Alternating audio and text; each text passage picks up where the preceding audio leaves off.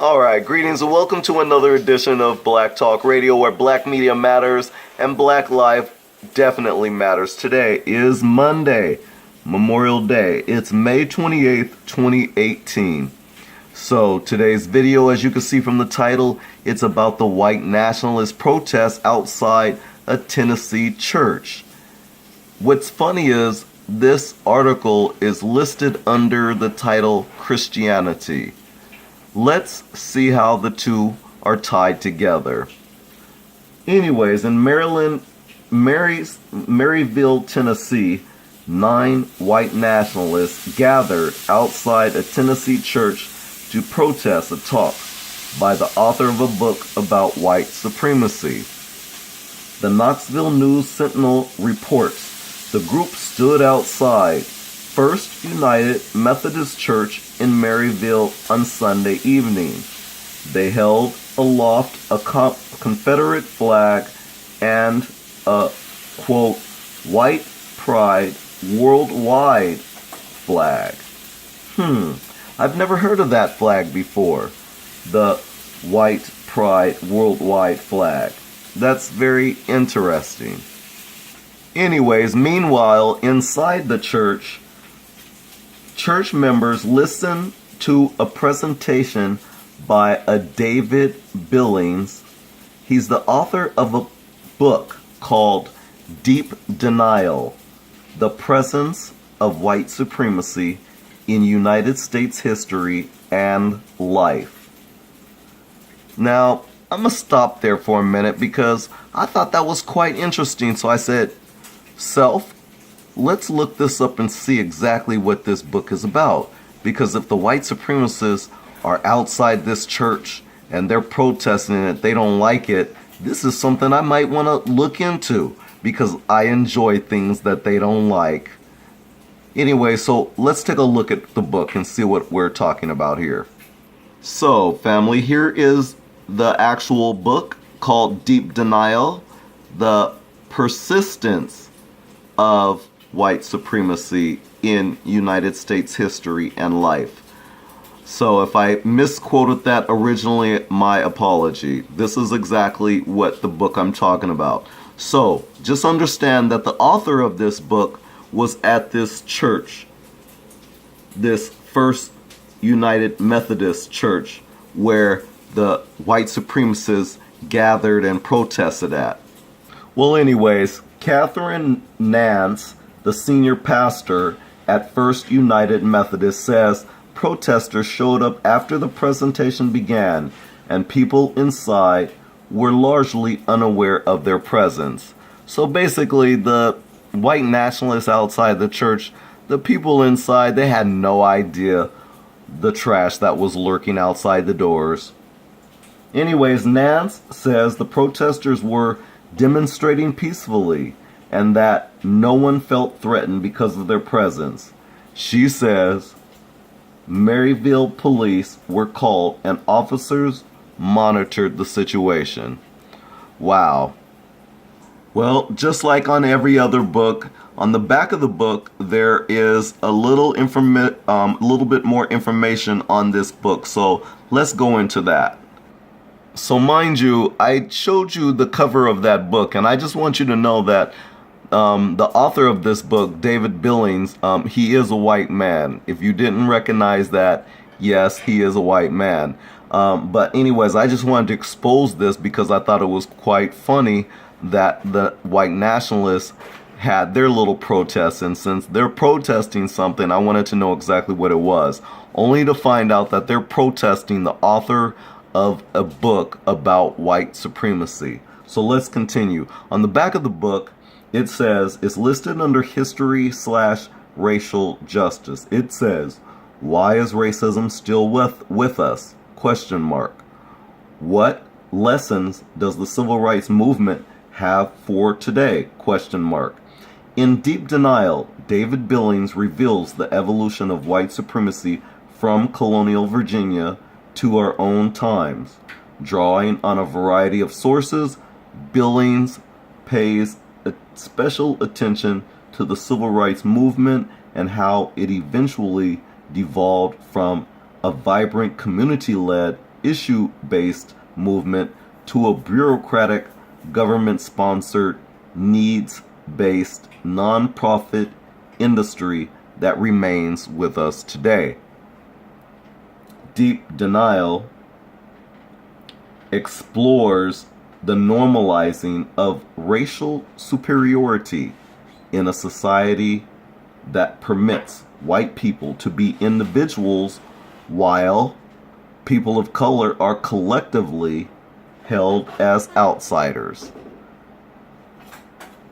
Each chapter begins with an intimate and unsparingly personal account from the author's own life. He then lays out the historical facts while preserving the master storyteller's connection with the reader. And then it goes on to say, no one speaks to racism and its cure better than David Billings, a white Southerner who has seen it all. His is a voice that needs to be heard. It is a voice with perfect pitch. Because after all, they don't like the pitch of a black man or black woman. Because when we say things that sting. And so therefore, when they say things like this, they're saying that they'd rather hear these things from a white man than, say, a black man or a black woman, someone who knows better than anyone else. That's basically what they're saying. But anyways, it goes on to say that Charlene Hunter Galt, Emmy and Peabody Award-winning journalist and civil rights pioneer. Now is the time to read Deep Denial.